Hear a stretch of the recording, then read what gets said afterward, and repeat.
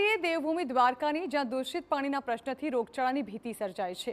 દેવભૂમિ દ્વારકાના જામ ખંભાળિયામાં રોગચાળાનો મોટો ખતરો ઊભો થવાની ભીતિ સર્જાઈ છે, જેમાં નગરપાલિકા દ્વારા સપ્લાય થતું પીવાનું પાણી જ બીમારીનું કેન્દ્ર બન્યું છે।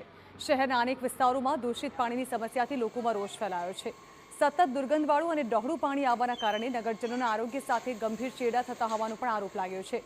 મહત્વનું છે કે આરોગ્ય વિભાગના રિપોર્ટમાં પણ પાણી પીવાલાયક ન હોવાનો ખુલાસો થયો હતો, અને તેમ છતાં પણ પાણીની સમસ્યાનો નિકાલ ન આવતા લોકોમાં રોષ ફેલાયો છે। તો વહેલી તકે પાણીની ગુણવત્તા સુધારીને શુદ્ધ પાણીના વિતરણ માટે માંગ ઉઠી છે।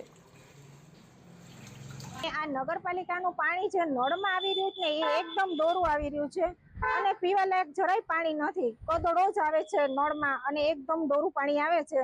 ઈ પાણી પીવાથી રોગચાળો ફાટી નીકળે એવી હાલત છે અત્યારે।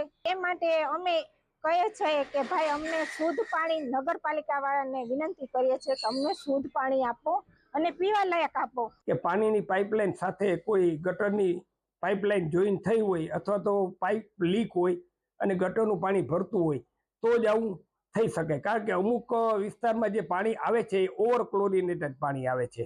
એટલે આ બાબત તપાસ ખાસ જરૂરી છે અને તાત્કાલિક તપાસ જરૂરી છે, કારણ કે આ સીધો પ્રશ્ન આરોગ્ય સાથે સંકળાયેલ છે। તો સમગ્ર મામલે નગરપાલિકાના ચીફ ઓફિસરનું કહેવું છે કે ટૂંક સમયમાં દૂષિત પાણીનો નિકાલ લાવવામાં આવશે।